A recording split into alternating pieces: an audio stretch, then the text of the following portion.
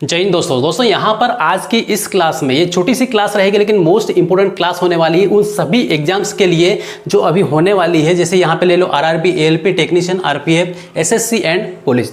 अब पुलिस किसी भी स्टेट की हो सकती है, ठीक है। तो यहाँ पर सिर्फ और सिर्फ इस एक बोल के माध्यम से आपको यहाँ पर पूरा सारी चीज़ें यहाँ पे क्लियर करूँगा इस डायग्राम के माध्यम से, ठीक है। केवल एक बोल रहेगी और ये डायग्राम रहेंगी, क्लियर। अब यहाँ पे क्या हम पढ़ने वाले हैं, क्या चीज़ें सीखने वाले हैं, थोड़ा सा ये देख लें। तो यहाँ पे लिखा हुआ आपके सामने सूर्य ग्रहण एंड चंद्र ग्रहण, मतलब यहाँ पे इक्लिप्स के बारे में टोटल डिस्कस करने वाले हैं, ठीक। अब यहाँ पर इसको हम लेंगे, इसको मानना है क्या है कि ये चंद्रमा है, चंद्रमा मान के इसको समझना है हमें, ठीक। अब देखिए सबसे पहली बात तो यहाँ पर ये बोलें कि दोनों डायग्राम लिखे हैं, एक सूर्य ग्रहण का है, एक चंद्र ग्रहण का है डायग्राम, ठीक। अब यहाँ पर एक पहला वाला जो पॉइंट है इसमें यह कहा गया है कि जो यहाँ पे चंद्रमा होता है और पृथ्वी होता है, इन दोनों पर प्रकाश जो आता है वो कहाँ से आता है, तो वो आता है सूर्य से। अर्थात चंद्रमा और पृथ्वी पर दोनों पर प्रकाश कहाँ से मिलता है, सूर्य से प्राप्त होता है।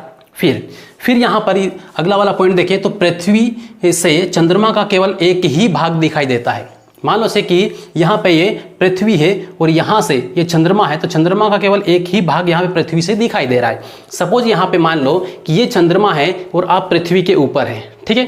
तो पृथ्वी के ऊपर है तो आप इस बॉल को देखोगे तो आप इस बॉल को केवल एक भाग ही देख सकते हैं।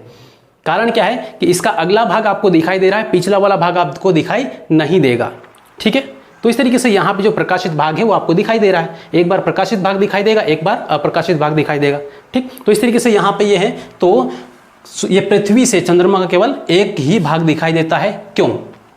क्योंकि पृथ्वी एवं चंद्रमा की गति लगभग क्या है, समान है। ये दोनों, पृथ्वी घूमती इस तरीके से, ये भी घूमता जाता है इस तरीके से चंद्रमा, ठीक है। इसीलिए यहाँ पर क्या होता है कि ये जो चंद्रमा का दोनों भाग एक साथ में दिखाई नहीं देता है, ठीक है। अलग अलग भाग अलग अलग टाइम में दिखाई देता है, ठीक। अब यहाँ पे सबसे पहले आपको यहाँ पे ये दिखा दूं कि जो सूर्य ग्रहण होता है ये वास्तव में क्या होता है, कब होता है, ठीक है। तो देखें यहाँ पे जब सूर्य और पृथ्वी के बीच में चंद्रमा आ जाता है, ठीक है, ये सूर्य है और मान लो से कि पृथ्वी है, इनके बीच में यहाँ पे ये चंद्रमा आ जाता है, तो उस टाइम क्या होता है, सूर्य ग्रहण होता है, ठीक है।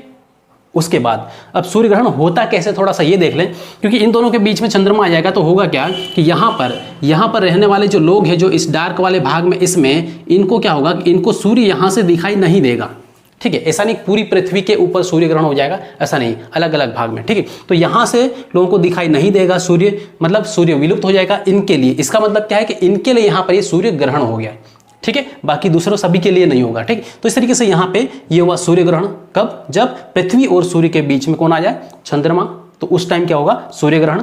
और इसी यहाँ पे ये जो तीनों एक सीध में आते हैं तो इसको बोलते हैं युति। सूर्य ग्रहण की टाइम की जो घटना है एक साथ में आने की, उसको युति बोलेंगे, ठीक है। और सेम टू सेम उसी टाइप से देखें चंद्र ग्रहण को, ठीक है।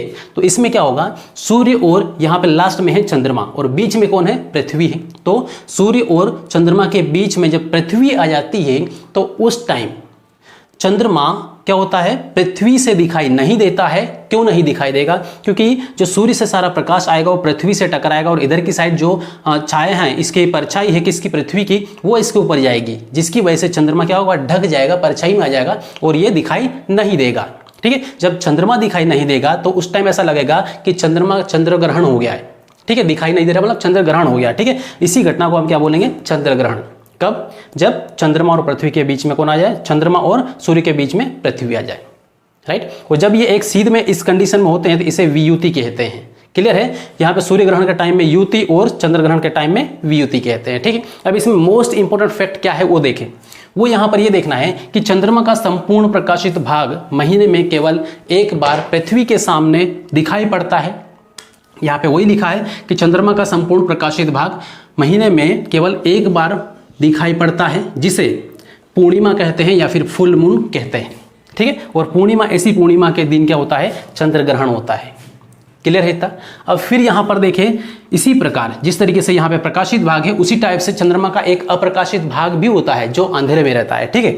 अब इसी प्रकार चंद्रमा का संपूर्ण अप्रकाशित भाग मतलब जिसके जहाँ पे जिस साइड परछाई होती है, ठीक है, ये अप्रकाशित भाग। जैसे यहाँ पे देखें तो ये वाला चंद्रमा का क्या होता है, अप्रकाशित भाग है, ठीक है। इस तरीके से चंद्रमा का संपूर्ण अप्रकाशित भाग पृथ्वी के सामने होता है, तब चंद्रमा दिखाई नहीं पड़ता है, दिखाई नहीं पड़ता है, और इसे अमावस्या कहते हैं, यानी न्यू मून कहते हैं।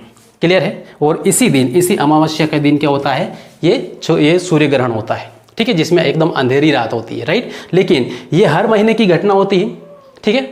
लेकिन हर महीने क्या होता है, हर महीने सूर्य ग्रहण चंद्र ग्रहण नहीं होता है।